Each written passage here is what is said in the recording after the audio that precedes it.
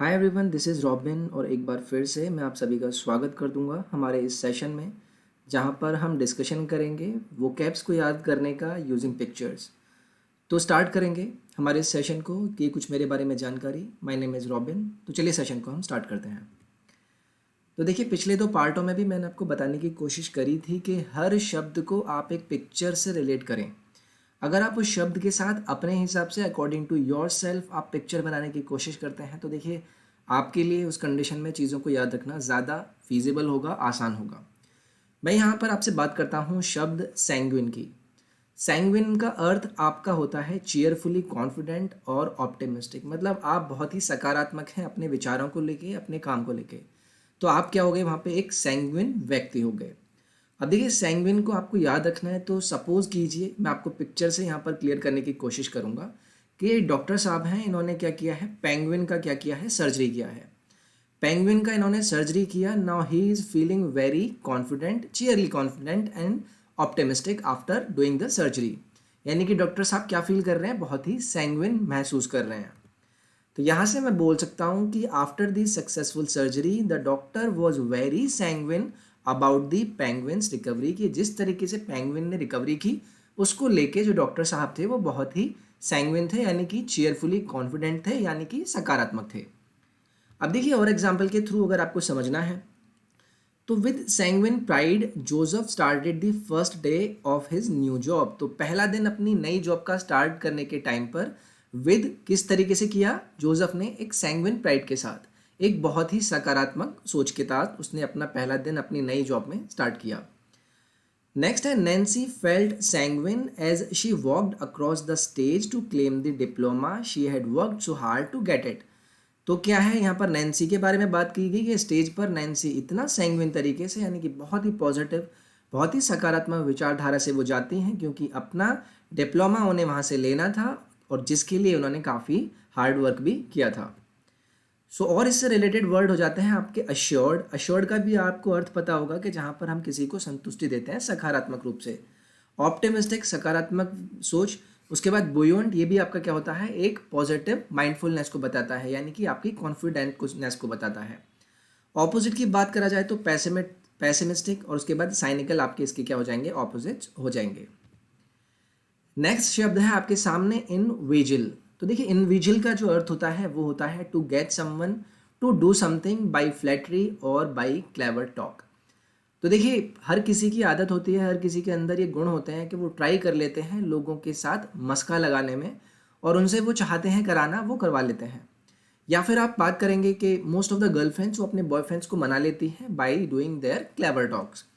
अब इस तरीके से मैं यहाँ से बात करता हूँ कि ये कोई लड़का है, ये वेगस में ये अपनी गर्लफ्रेंड के साथ गया है।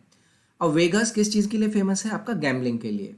अब इन भाई साहब के पास क्या है, पैसे खत्म हो गए हैं, क्योंकि काफ़ी सारी चीज़ें ये हार चुके हैं। गर्लफ्रेंड को इम्प्रेस करना था बट हो नहीं पा रही हैं क्योंकि ये हार रहे हैं।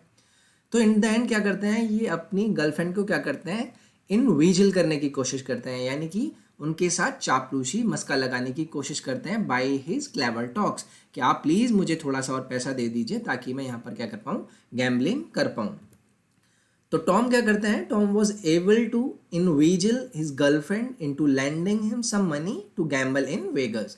तो याद रखेंगे इनविजिल। और example, Mandy had always found a way to inveigle man getting exactly what she wanted each time.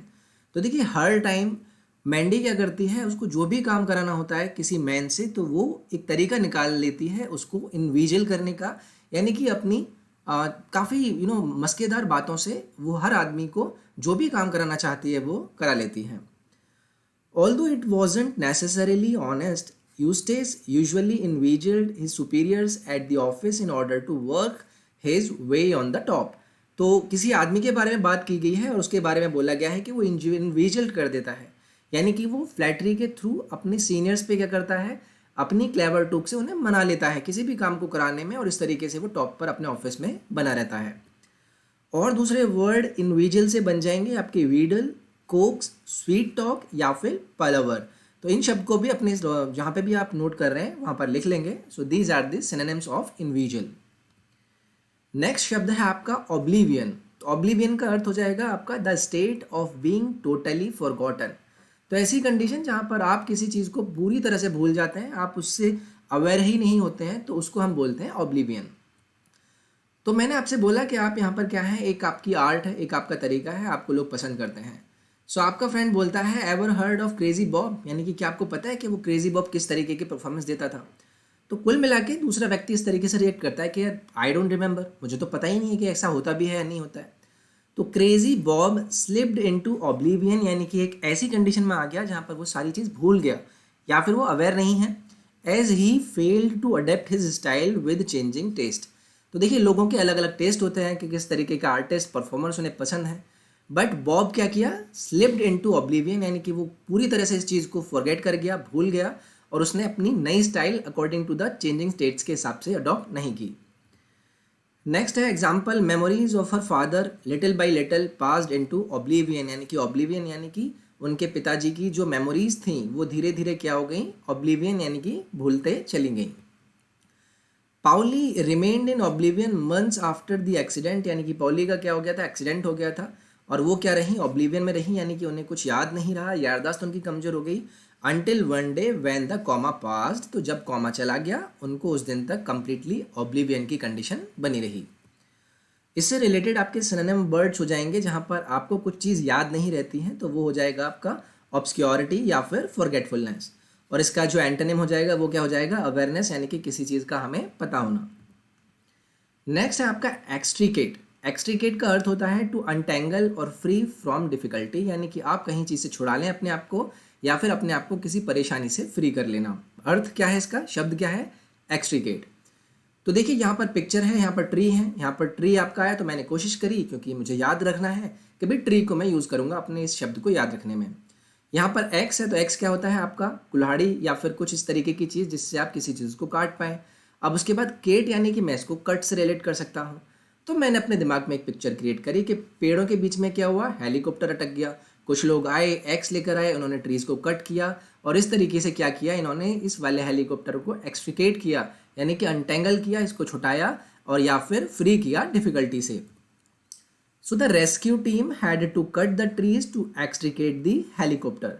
तो हर शब्द का अपने हिसाब से माइंड में कोई भी पिक्चर क्रिएट कीजिए ताकि आप उस शब्द को याद रख पाएँ। और एग्जाम्पल देख लेते हैं, I made a point to extricate myself from the mess at work before turning in my notice of resignation. तो मैंने क्या किया, एक ऐसा पॉइंट निकाला जहाँ से मैंने अपने आप को फ्री कर लिया उस डिफ़िकल्ट सिचुएशन से कि मैं बच पाऊँ उस मैस से जो कि काम के टाइम पर मुझे दिखता है, before turning in my notice of resignation, यानी कि मैं अपने उस नोटिस ऑफ रेजिग्नेशन को टर्न कर पाता उससे पहले मैंने अपने आप को एक्सट्रिकेट किया उस सिचुएशन से। नेक्स्ट है the laces were in knots and Terence was unable to extricate, यानी कि इस कंडीशन से वो क्या कर पा रहा था, अपने आप को निकाल ही नहीं पा रहा था। He was unable to extricate himself them from the eyelets no matter how hard he tried. तो एक्सट्रिकेट यानी कि जहाँ पर बात करते हैं अपने आप को फ्री कराने की किसी डिफ़िकल्टी से, तो उसके जो रिलेटेड वर्ड हो जाएंगे वो हो जाएंगे आपके अनटेंगल, यानी कि अपने आप को फ्री कराना, या फिर डिसइनकम्बर। उसके बाद इसके एंटोनिम हो जाएंगे आपके इंटेंगल, यानी कि किसी अपनी परेशानी में डल जाना, या फिर एम्बेड यानी कि किसी परेशानी में घुसते चले जाना। नेक्स्ट आ जाएगा आपका नॉन प्लस्ड। तो इसका अर्थ होता है आपका कंफ्यूज्ड या फिर पजल्ड। तो देखिए नॉन प्लस्ड, सपोज कीजिए मेरी एक मैडम है, उनका एक्सेंट ना थोड़ा लड़खड़ाता है। उन्होंने बोला बताइए none plus none is what, none plus none is what. So now these guys are nonplussed, इनको पता ही नहीं है मैडम क्या बोल रही हैं, क्या ये नो और नो का जोड़ पूछ रही हैं क्या मुझसे। सो मतलब ऐसी कंडीशन जहाँ पर आप कन्फ्यूजन महसूस करें या फिर पजल्ड महसूस करें। So the new teacher had a strange accent and the students were non plussed when she asked them a simple math question. तो उन्होंने सिंपल मैथ क्वेश्चन पूछा था, लेकिन ये कुछ और ही सोच रहे थे, इन्हें समझ में नहीं आया क्योंकि इनका एक्सेंट अलग था। So that's why they were nonplussed. और एग्जाम्पल देख लेते हैं, Harriet was nonplussed and couldn't remember where she had place the keys. उसे पता ही नहीं है, वो कंफ्यूज है कि उसने अपनी कीज को कहाँ पर रख दिया था।